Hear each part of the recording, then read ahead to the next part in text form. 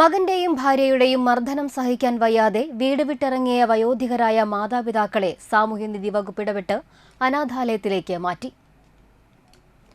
Arimpur Kaippilly ring റോഡിൽ താമസിക്കുന്ന പ്ലാക്കൻ വീട്ടിൽ 79 വയസ്സുള്ള തോമസ്, ഭാര്യ 76 വയസ്സുള്ള റോസിലി എന്നിവരാണ് മകനും മരുമകളും ചേർന്ന് മർദ്ദിക്കുന്നതായി കാണിച്ച് അന്തിക്കാട് പോലീസിൽ പരാതി നൽകിയത്.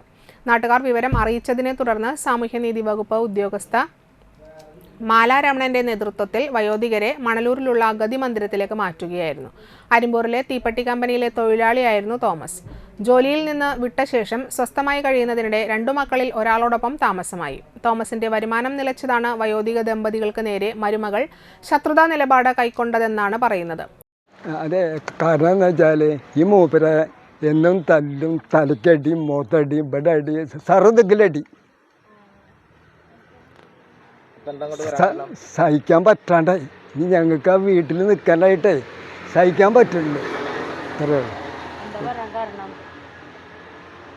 കാരണം വെച്ചാൽ നമുക്ക് ഈ തല്ലും ഇടിയും കൊണ്ട് ഈ മൂപ്പരെ തല്ലുമ്പോൾ എനിക്കത് സഹിക്കാൻ പറ്റുള്ളൂ.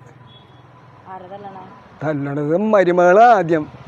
മോനും ഇന്ന് രാവിലെ മോന്ന് ഞാൻ ഏറ്റുവരുന്ന ഇതിനെ പിടിച്ച് അടിക്കുക, അവനും കൈ കൊണ്ട് ഇങ്ങനെ ഓങ്ങറജിൻ്റെ. ഇന്നതല്ല ഉണ്ടായി, വെറുതെ ഓരോന്ന് പറയാ. അവള് പറയണ്ട് ഇവനും കേൾക്കാം. അപ്പം ഞാൻ പറഞ്ഞത് അനുസരിക്കില്ല എന്ന്.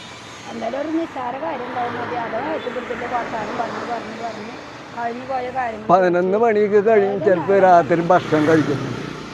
ഞങ്ങൾ ജോലി കഴിഞ്ഞ് വന്നാൽ എന്തെങ്കിലും ഒരു അകത്ത് പൊടി കണ്ടു, അല്ലെങ്കിൽ ഇവിടെ സോപ്പിട്ട് നോടി തഴുക്ക് കണ്ടു, അല്ലാതെ വേറെ വല്ല കാണാൻ പറഞ്ഞു ഒന്നും തന്നെ.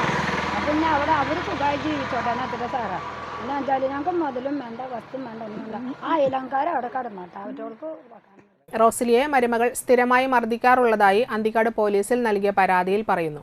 കഴിഞ്ഞ ദിവസം കൂടി മർദ്ദനം തുടർന്നു. മുഖത്തും തലയിലും മർദ്ദിച്ച് ഭാര്യയെ വശം കെടുത്തിയതിനെ തുടർന്ന് വീട് വിട്ടിറങ്ങാൻ തീരുമാനിക്കുകയായിരുന്നുവെന്ന് തോമസ് പറഞ്ഞു. മർദ്ദനത്തിന്റെ വിവരങ്ങൾ നാട്ടുകാരാണ് ജില്ലാ സാമൂഹ്യനീതി വകുപ്പ് അധികൃതരെ അറിയിച്ചത്. തുടർന്ന് കൗൺസിലർ മാലാരമണനും അന്തിക്കാട് പോലീസും ഇവരുടെ വീട്ടിലെത്തി. ജോലിക്ക് പോയ മരുമകൾ തിരിച്ചെത്തുമ്പോൾ വീട്ടിൽ തങ്ങളെ കണ്ടാൽ വീണ്ടും ഉപദ്രവിക്കുമെന്ന് പറഞ്ഞിട്ടുള്ളതിനാൽ തോമസും റോസിലിയും തങ്ങളുടെ സാധനങ്ങളുമായി വീട് വിട്ടുപോകാൻ നിൽക്കുകയായിരുന്നു. ഈ സമയം സാമൂഹ്യനീതി വകുപ്പാണ് ഇവർക്കായി താമസ സ്ഥലം കണ്ടെത്തിയത്. അന്തിക്കാട് പോലീസിൽ പരാതി നൽകിയ ശേഷം ഇരുവരും വാർഡ് മെമ്പർ ജില്ലി വിൽസൺ, സാമൂഹ്യനീതി വകുപ്പ് ഉദ്യോഗസ്ഥ മാലാരമണൻ എന്നിവരുടെ സാന്നിധ്യത്തിൽ മണലൂരിലുള്ള വിവിധ അഗതി മന്ദിരങ്ങളിലേക്ക് താമസം മാറ്റുകയായിരുന്നു. പരാതി ലഭിച്ച സാഹചര്യത്തിൽ വയോധികർക്കുണ്ടായ ബുദ്ധിമുട്ടിൽ പോലീസ് കേസെടുത്ത് അന്വേഷണം ആരംഭിച്ചിരിക്കുകയാണ്.